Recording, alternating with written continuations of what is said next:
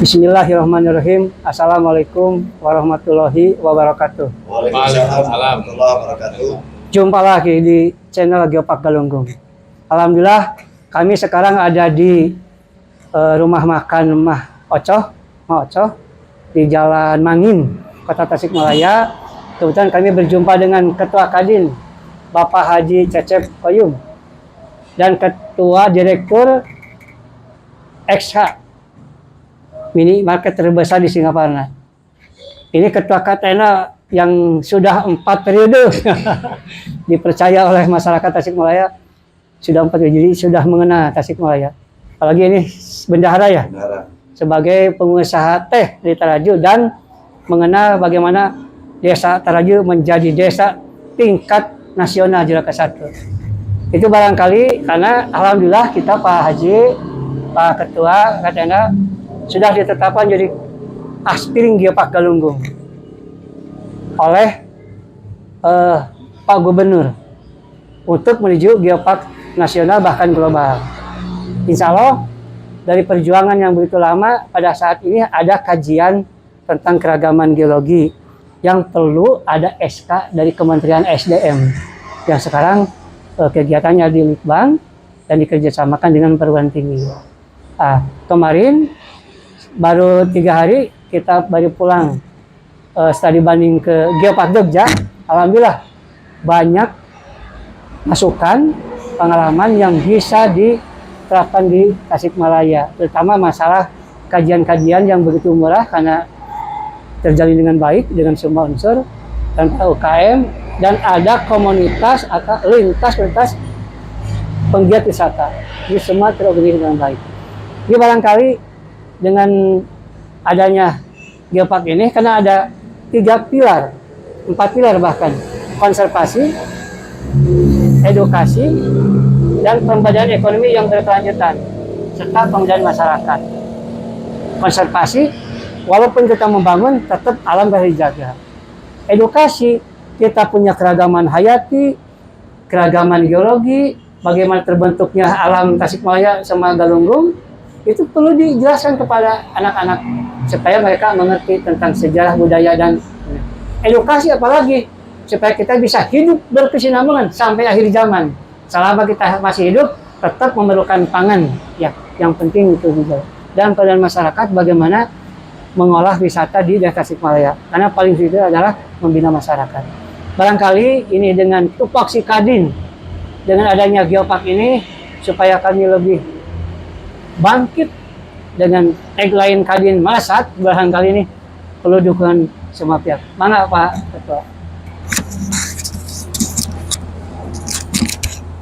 Ya, Bismillahirrahmanirrahim. Assalamualaikum warahmatullahi wabarakatuh. Waalaikumsalam warahmatullahi wabarakatuh. Terima kasih Pak Direktur Geopark yang sudah mengundang kami di sore yang sangat cerah ini ya.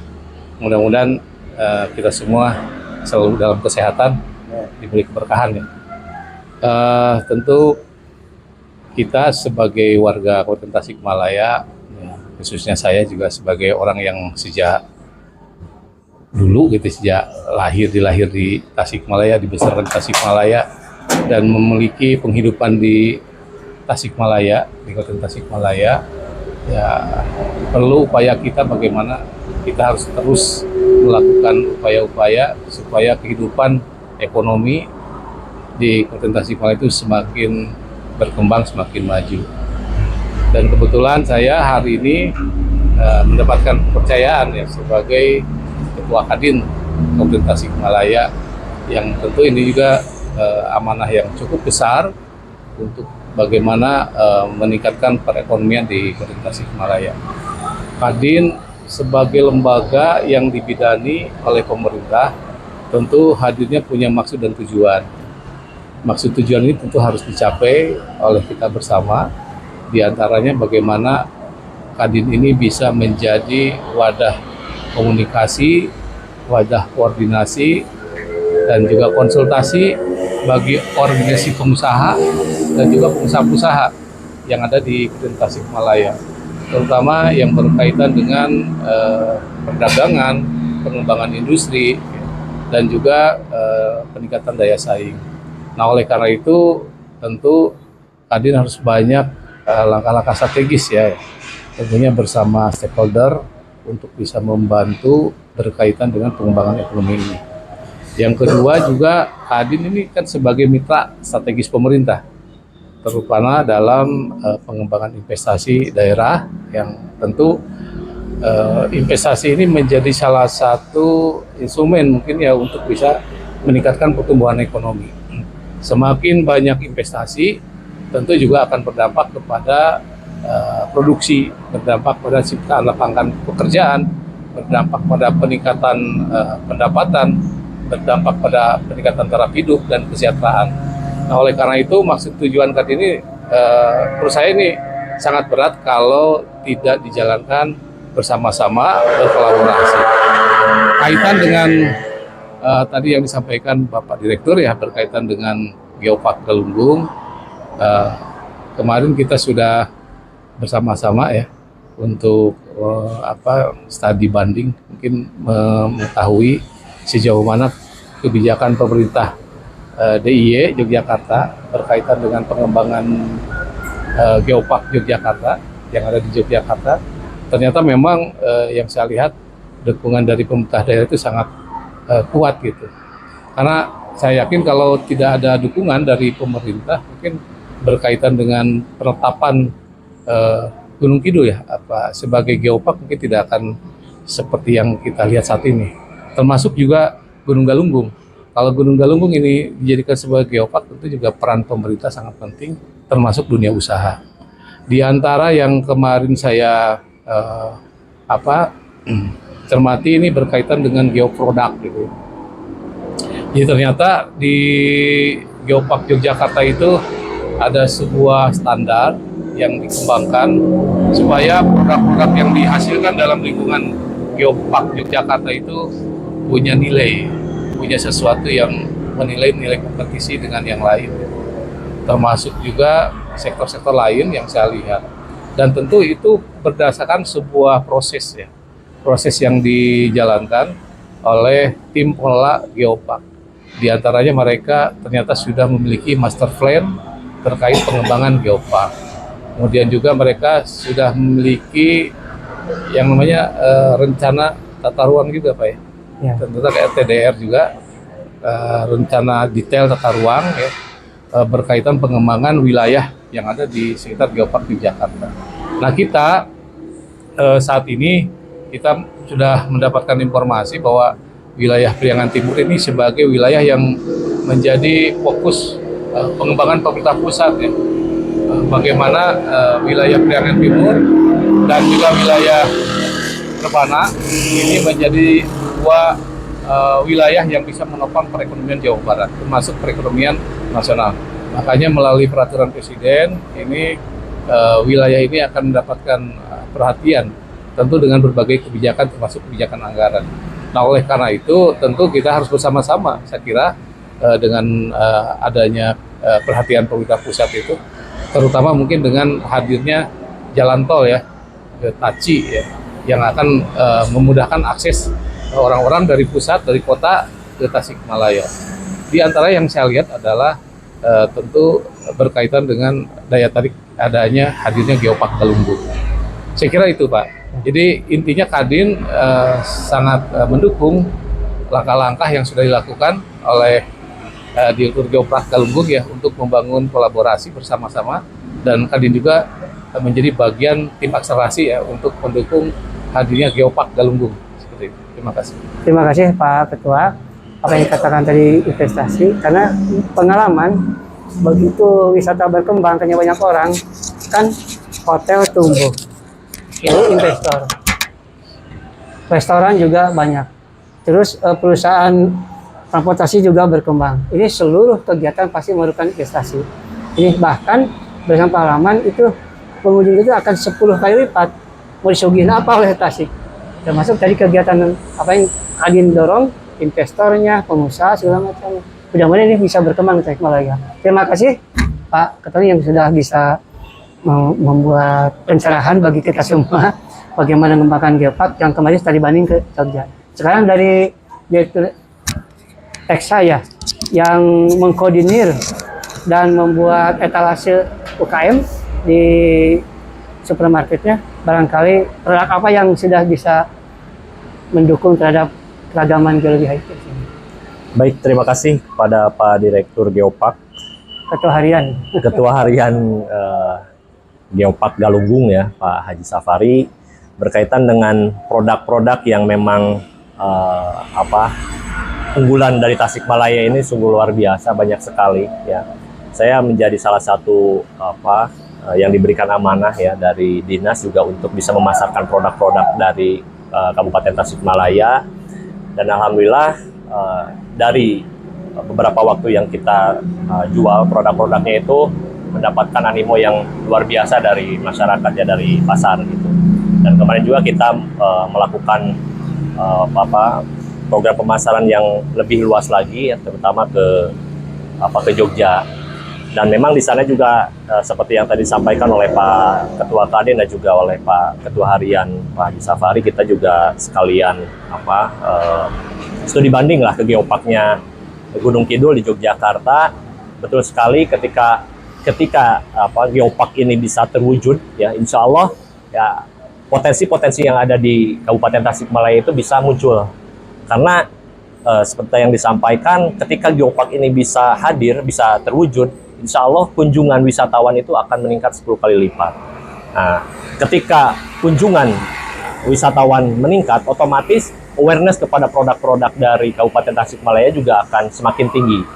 Ya, semakin tinggi, dan kita juga sudah pede lah ya berkaitan dengan kualitas produk dari Kabupaten Tasikmalaya. Banyak sekali keragamannya, mulai dari produk-produk kria, produk-produk handicraft ya yang berasal dari Raja Polah, itu juga sudah banyak diekspor ya, banyak diekspor. Terus juga dari produk-produk kulinernya juga banyak makanan-makanan yang sudah dikemas dengan baik sekali sesuai dengan standar-standarnya Geopark gitu kan. Saya yakin nanti produk-produk itu juga akan bisa diserap ya, akan bisa diterima oleh lebih banyak lagi. Dan ini juga pasti seperti tadi yang disampaikan oleh Ketua Kadin akan meningkatkan ya daya tingkat ya, ekonomi dari Kabupaten Tasikmalaya. Untuk itu juga saya rasa sudah sepantasnya lah pemerintah memperhatikan dari keberlanjutan dari program Geopark ini. Mudah-mudahan segera mungkin sehingga juga aktivitas ekonomi yang ada di Kabupaten Tasikmalaya akan segera meningkat. Itu mungkin dari saya. Ya, kita sangat optimis Pak. Oleh saya belajar di Langkawi Geopark yang sudah global di Malaysia, cuma menayangkan gula kelapa dari mulai nanam kelapa sampai ke menjadi gula kelapa sampai ke di supermarket. Di kita bukan gula kelapa lagi, ada gula aren yang sangat potensi. Jadi lebih bagus lah. Jadi di sana juga ada anyaman. Ternyata di kita lebih banyak di Raja Polah. Saya satu kampung tukang anyam di Langkawi Pak, dilihatkan kepada kita tamu sedunia. Ternyata di Raja Polah bukan satu kampung kan, satu kecamatan. Kita optimis lagi lah dibandingkan dengan Geopark yang ada di Langkawi yang sudah global, yang pertama dunia kan Langkawi. Ya kita optimis Pak Direktur ya, mudah-mudahan ini apa yang disampaikan oleh Pak Direktur lebih produknya bisa lebih dunia. Barangkali ini dari Ketua KTNA yang diketahui produk-produk pertanian yang bisa mendunia. Ada yang sudah ekspor, ada yang tadi lebih enak rasanya, atau ada ahli-ahli ya di sana. Ya, terima kasih. Assalamualaikum warahmatullahi wabarakatuh. Salam. Pak Ketua Harian Geopark Kabupaten Tasikmalaya ya, Geopark Galunggung. Pak Ketua Kadin yang saya hormati, Pak Direktur Reksa. Alhamdulillah wasyukurillah pada saat ini kita bisa bertemu, mudah-mudahan kita lebih banyak dirahmat oleh Allah Subhanahu wa taala. Amin. Mengenai Geopark Galunggung, justru alhamdulillah dengan pertemuan ini mudah-mudahan bisa terbuka kembali, terangkat kembali, karena memang potensi ya. Saya sebagai Ketua KTNA, sebetulnya posisi KTNA kan sebagai mitra pemerintah gitu di sektor pertanian khususnya gitu, peternakan, perikanan dan sebagainya. Khususnya di Galunggung itu alhamdulillah karena memang sudah jadi ikon yang paling utama dua itu Galunggung tuh. Pertama Gurame Galunggung. Gurame Galunggung. Itu mudah-mudahan bisa berkembang lagi ke depan gitu karena sudah ikon nasional. Yang kedua di Galunggung itu ada pisang rangap. Khas Galunggung itu karena memang saya survei Yang ada hanya di Galunggung dan di Maluku. Waktu kami pameran di Kalimantan Barat, di Makodam, di Kuburaya, ternyata disurvei hanya 2 lokasi, Maluku sama Galunggung di atas Himalaya. Itu Pisang Rangap, dan sudah punya sertifikatnya dari kementerian, gitu, dari hortikultur dari sini. Kemudian Tasikmalaya itu yang jadi ikon nasional sudah diberi sertifikat. Waktu PENAS di Malang tahun 2014 itu Itik Cihatep. Itik Cihatep itu sudah jadi ikon nasional. Itik Cihatep yang ada di Kecamatan Raja Pola gitu. Nah, di yang lainnya sebetulnya Galunggung sekarang alhamdulillah, kalau memang nanti ini yang disampaikan Pak Ketua Kadin tadi mengenai untuk meningkatkan perekonomian UMKM setelah terbentuknya jalan tol, itu Galunggung sekarang sudah ada sebagai pelengkap, yaitu kopi. Ada kopi Galunggung sudah mulai beredar. Kemudian sejak zaman Belanda sebetulnya. Ya, itu waktu mungkin sekarang 80 tahunan lah usia pohon kopinya, 80 tahun ada di Galunggung. Di posisinya sebelah kanan pintu gerbang Cipanas, sebelah kanan posisinya. Itu ada 80 tahunan usia pohon kopi dari zaman Belanda ya. Kemudian sekarang di situ sekarang tumbuh gula semut. Gula semut Galunggung gitu. Ada gitu. Dari aren ada. bukan kelapa. Betul, alhamdulillah waktu Pak Camatnya Pak Haji Ria, Kabid Ternaknya itu Bu Haji Asri, semua dari Dinas Pertanian ke sana semua melihat gula semut dan kopi Galunggung, dan sekalian simbolis ngasih ternak domba di situ gitu, di ternak domba untuk melengkapi pupuk organiknya di situ gitu. Alhamdulillah gitu ya. Jadi sebetulnya kalau memang sudah ada jalan tol nanti, perekonomian akan terangkat karena memang kami sulit di pemasaran, belum begitu dikenal oleh publik gitu. Yang insya Allah mudah-mudahan melalui ini bisa terangkat, dan kami di samping beras organik sudah ekspor, kami juga di sekitar Singapura yaitu Kecamatan Mangurja sudah ada tumbuh sirsaksi madu. Sirsaksi madu ya. Dan kemudian untuk anyaman di sekitaran Galunggung juga ada, seperti di Sukaratu, Lewisari, pada Kemang itu ada gitu. Iya, kalau memang itu ditata sebetulnya banyak potensi-potensi. Dan alhamdulillah sekarang sudah mulai berkembang ikan koi Galunggung. Ikan koi Galunggung dan desa apa itu? Ikan desa Sukaratu. Dan ikan arwana Galunggung sudah ada peternakannya. Ada itu di desa Indrajaya. Sudah ada gitu. Alhamdulillah ya, pemasaran melalui online lah biasa gitu zaman sekarang gitu ya. Alhamdulillah sebetulnya potensi-potensi sektor pertanian ya, sektor pangan atau sektor peternakan atau itu sebetulnya sudah mulai berkembang di masyarakat. Alhamdulillah teknologi karena memang sekarang musim canggih mengenai ilmu dari mana kebetulan saya sendiri selain dari Ketua KTNA juga Forum P4S Pusat Pelatihan Pertanian Swadaya gitu, baik tingkat kabupaten, provinsi maupun tingkat nasional. Kemudian kami juga punya IKAMAJA. IKAMAJA itu Ikatan Alumni Magang Jepang. Jadi IKAMAJA singkatannya, jadi Ikatan Alumni Magang Jepang.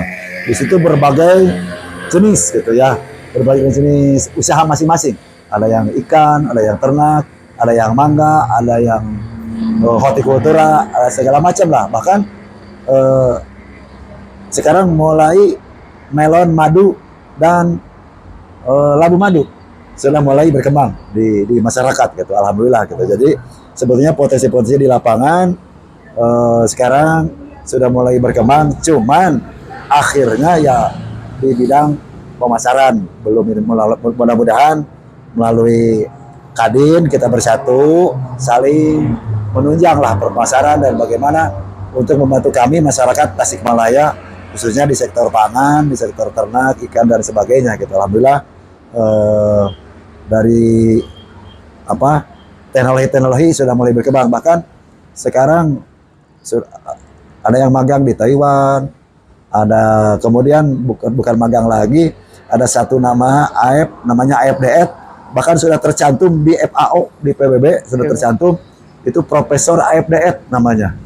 Beliau sudah 33 negara, sudah di India, di Arab, di mana-mana. Sekarang sedang di Malaysia. Di Malaysia dikontrak itu 4 tahun gitu di Malaysia. Ya, jadi itu beliau itu penemu tanam padi dangkal di dunia. Tanam padi dangkal di dunia gitu. Dia udah malainya itu biasanya kan paling 300-400 sudah maksimal bijinya per malai. Dia mah sudah bisa menumbuhkan 1.200 biji per malai gitu. Bahkan 3 kali lipatnya. Ya, jadi udah punya rencana mau ke Muri gitu. Udah rencana mau ke Muri gitu. Jadi kalau betul-betul satu bidang kalau betul-betul digeluti ilmunya, ternyata itu bisa menghasilkan gitu. Saya aja sekarang usia padi saya sekarang 24 hari. Sudah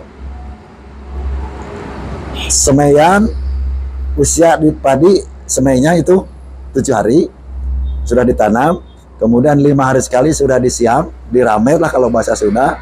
Jadi 24 hari sekarang sudah tumbuh di atas 20 ini, dari 1 ada yang dari 2 gitu. Jadi sebetulnya kalau digeluti itu karena dangkal tanamnya, dan banyak yang tidak diketahui oleh masyarakat umum.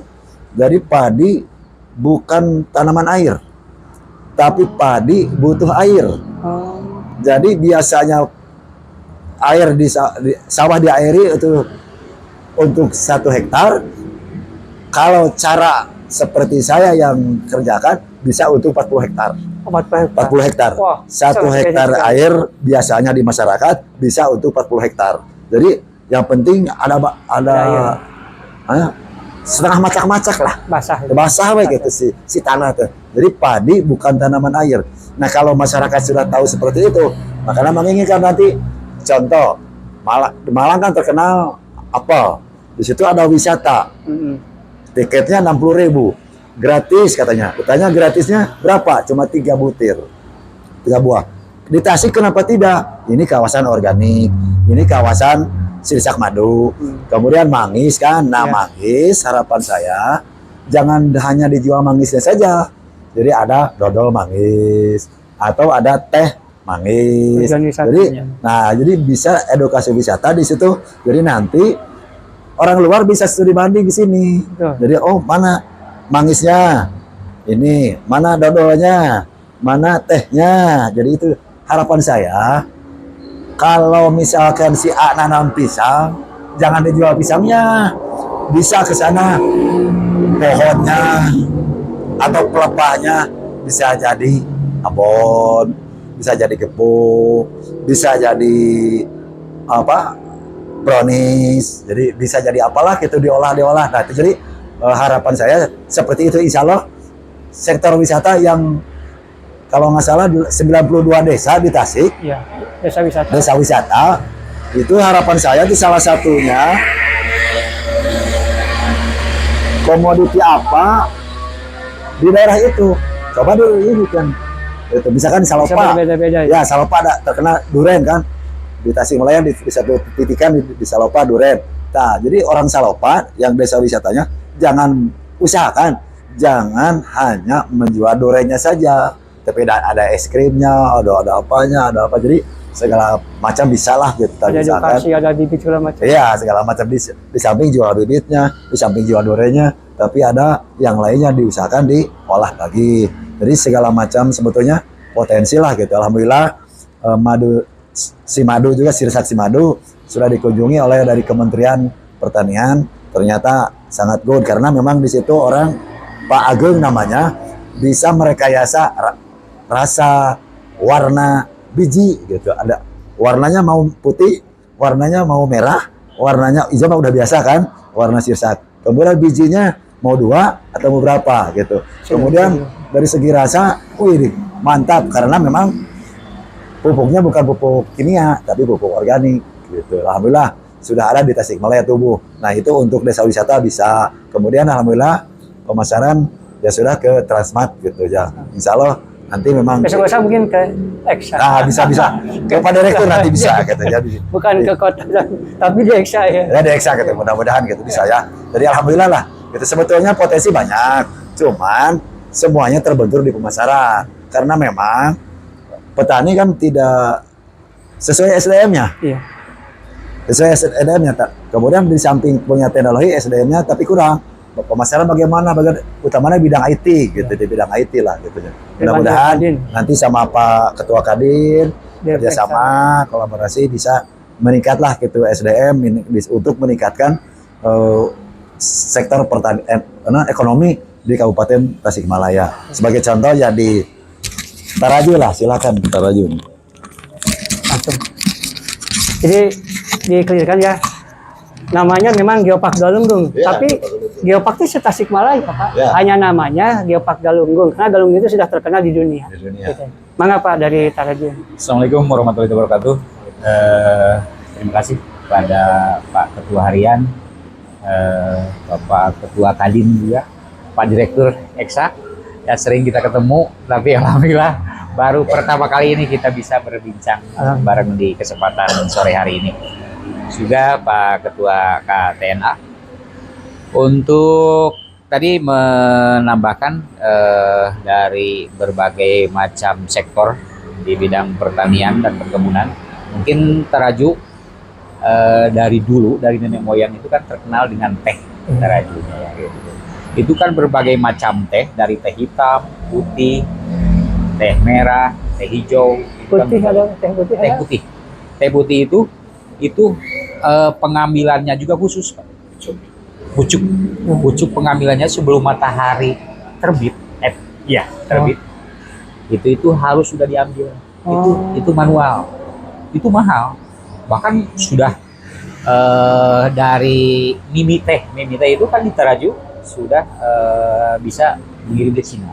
Ekspor. Ekspor. Alhamdulillah. Ini akan menambah keragaman hayati di Geopark Ya. Galunggung ini. Kebetulan Taraju juga menjadi salah satu juara tingkat nasional Desa di wisata. desa wisata gitu ya. Alhamdulillah kita bisa bertemu dan mudah-mudahan kedepannya juga bisa terus berkolaborasi Ya. supaya Kabupaten Tasik ini lebih maju. Sekian. Terima kasih. Assalamualaikum. Yang paling warahmatullahi semangat ini Pak, hanya satu-satunya nanti Geopark yang terlewati jalan tol. Kalau Gunung Kidul hanya sampai ke Jogja, ke Gunung Kidulnya nggak ada jalan tol. Tapi kita mau langsung terlewat. Di Jawa Barat ada 5 Geopark. Sukabumi kan Geopark apa namanya? Ciletuh. Tolnya baru masih jauh, masih di sini. Bogor juga masih jauh kan ke sini. Kalau Galunggung langsung. Ini sangat berpeluang untuk kita maju ya. Terima kasih nih, sangat berharga karena kita terbatas oleh waktu. Ini sangat berharga dari Pak Ketua Kadin, dari Pak Direktur Eksa, Ketua KTNA dan dari perwakilan dari Taraju, Desa Wisata Taraju yang sudah nasional.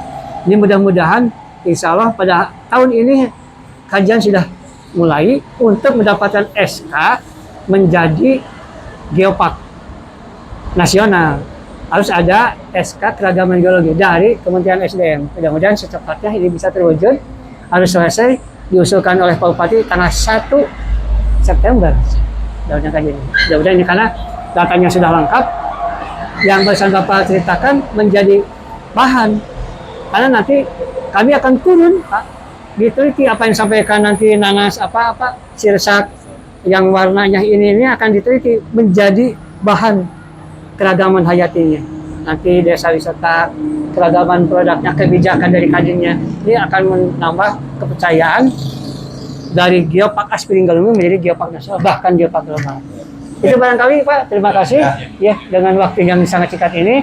Jangan lupa di like, di subscribe, komen, bagikan. Salam Geopark. Assalamualaikum warahmatullahi wabarakatuh. Waalaikumsalam warahmatullahi wabarakatuh.